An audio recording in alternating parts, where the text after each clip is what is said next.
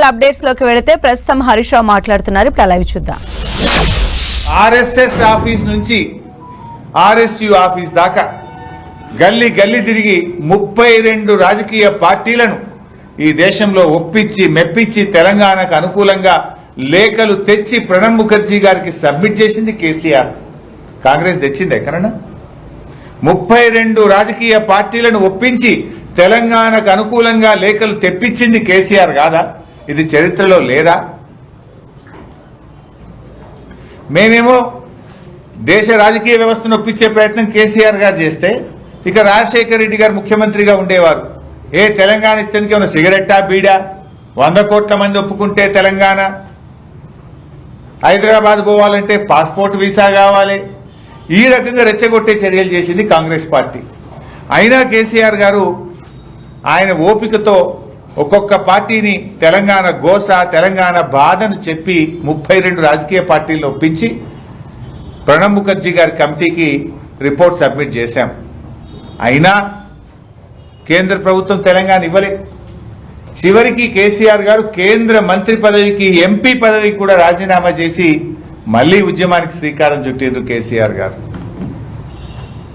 మీరు 5 ఏళ్ల అధికారంలో ఉన్నా, కామన్ మినిమం ప్రోగ్రాంలో పెట్టినా, రాష్ట్రపతి నోట ఉభయ పార్లమెంట్ సభల్లో చెప్పినా, దేశంలోని 32 రాజకీయ పార్టీలు ఒప్పుకున్నా తెలంగాణ ఇయ్యకుండా మోసం చేసిన పార్టీ కాంగ్రెస్ కాదా? ఒకవేళ మీరు ఆ రోజే తెలంగాణ ఇచ్చుంటే ఎందుకు ఇంతమంది పిల్లలు బలిదానాలు చేసుకునేవాళ్ళు?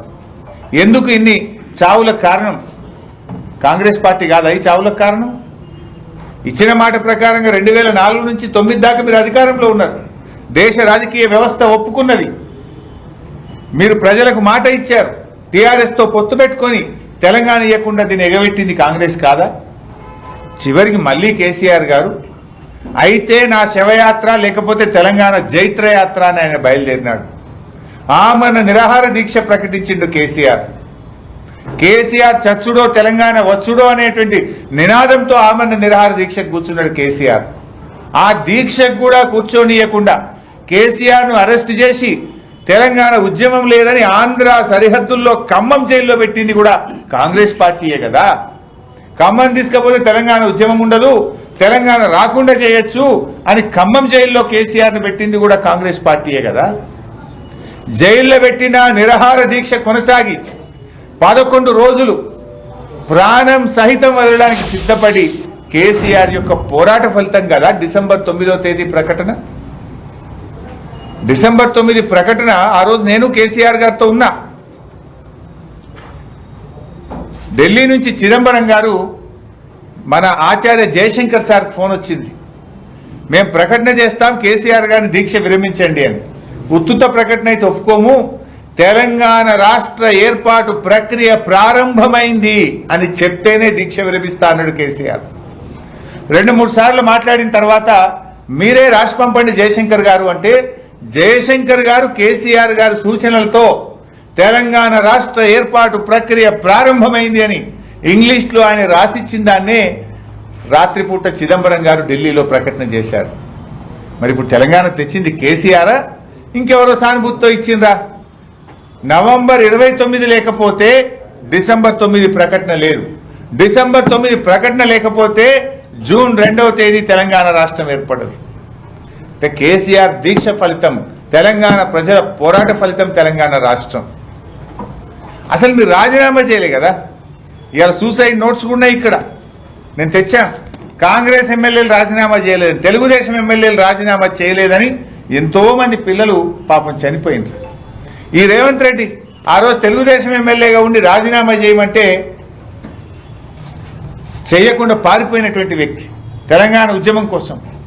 ఆ రోజు చంద్రబాబు నాయుడును నిలదీస్తుంటే ఎవడ్రా మా చంద్రబాబు నాయుడు నిలదీసేది అని తుపాకీ పట్టుకొని బయలుదేరిన రైఫిల్ రెడ్డి రేవంత్ రెడ్డి. మాట మార్చిన చంద్రబాబు నాయుడును తెలంగాణ ప్రజలు ఎక్కడికక్కడ నిలదీసిండ్రు. నిరసిస్తే ఎవడ్రా అడ్డుకునేదని తుపాకీ పట్టుకొని బయలుదేరింది ఈ రైఫిల్ రెడ్డి కాదా?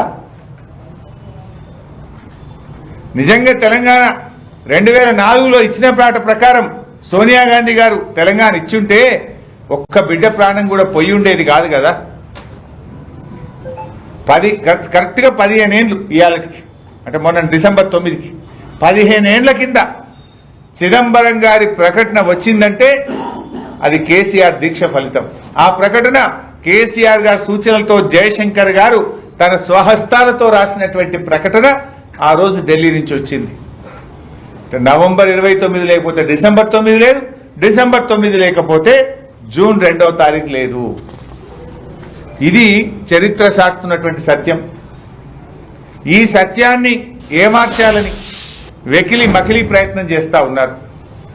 ఏదో సోనియా గాంధీ గారు దయతలిచి తెలంగాణ ఇచ్చిందట.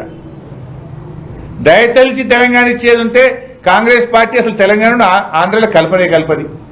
కలిపిన 69 ఉద్యమంలో ప్రజల తీర్పును అనుసరించి అప్పుడే తెలంగాణ ఇచ్చేది ఉండే.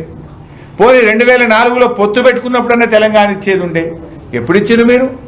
కేసీఆర్ దీక్ష చేసి విద్యార్థులు, ప్రజలు, సమస్త తెలంగాణ 3 కోటి ప్రజలు రోడ్ల మీదకి వస్తే ఇంకా తప్పని పరిస్థితుల్లో ఇచ్చింది.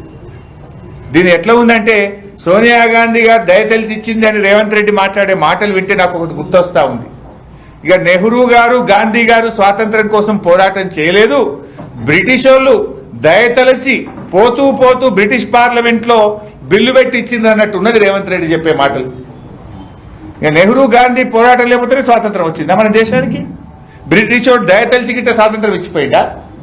ఇక్కడ కూడా కేసీఆర్ పోరాట ఫలితం, తెలంగాణ ప్రజల పోరాట ఫలితం తెలంగాణ రాష్ట్రం వచ్చింది తప్ప ఎవరో దయతలిచి తెలంగాణ ఇవ్వలేదనేటువంటి విషయాన్ని వారు గుర్తుపెట్టుకుంటే మంచిది.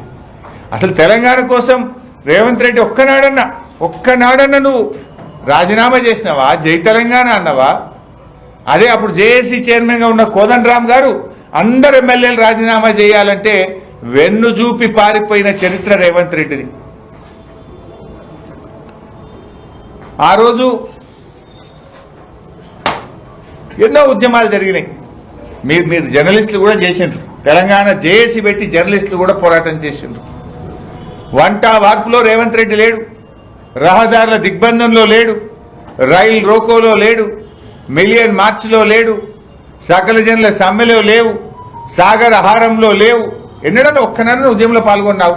నువ్వు ఎంత తక్కువ మాట్లాడితే అంత మంచి తెలంగాణ గురించి రేవంత్ రెడ్డి. నువ్వెంత ఎక్కువ మాట్లాడితే నీ యొక్క ద్రోహ చరిత్ర, ఆ 2 కళ్ళ సిద్ధాంతి సేవలో నువ్వు ఉన్న పాత జ్ఞాపకాలన్నీ మాకు గుర్తొస్తున్నాయి. అసలు తెలంగాణ గురించి మాట్లాడే నైతిక హక్కే రేవంత్ రెడ్డికి లేదు. ఏం చేసినావు నువ్వు తెలంగాణ ఉద్యమం కోసం? ఒక్క కేసైనా ఉన్నది అని మీద? మా మీద 350 కేసులు ఉండే. ఆ రోజు 350 కేసులు ఉండే మా మీద. అరెస్ట్ అయ్యి జైళ్లలో ఉన్నాం మేము ఆ రోజు.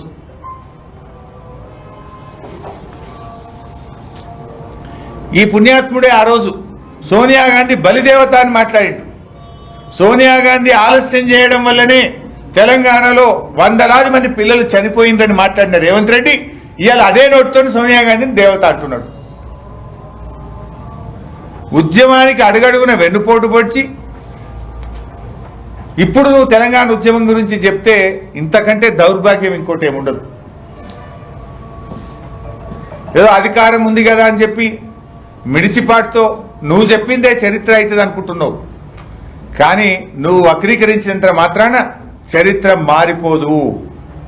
ఎప్పటికైనా నీ ద్రోహ చరిత్ర మలిగిపోదు. తెలంగాణ సాధకుడిగా కేసీఆర్ కున్న కీర్తి తొలగిపోదు. ఈ విషయం రేవంత్ రెడ్డి గారు గుర్తుపెట్టుకోవాలి. నువ్వేదో తెలంగాణ తల్లి విగ్రహాన్ని మార్చి ఇక దాన్ని ఇనాగ్రేషన్ చేసి తెలంగాణ మేమే తెచ్చినాం మేమే చేసినామని మాట్లాడితే ప్రజలంత అమాయకులు కాదు కదా. ప్రజలు పోరాడి సాధించుకున్న తెలంగాణ ఇది. కేసీఆర్ గారి నాయకత్వంలో ప్రజలు పోరాడి సాధించిన తెలంగాణ ఈ తెలంగాణ. రేవంత్ రెడ్డి గారు అసలు తెలంగాణ తల్లి విగ్రహమే ఎక్కడ పెట్టలేదు అధికారికంగా అని మాట్లాడినారు. నిన్న మన సంగారెడ్డి జిల్లాలో పెట్టినాం కదా బైసాబ్.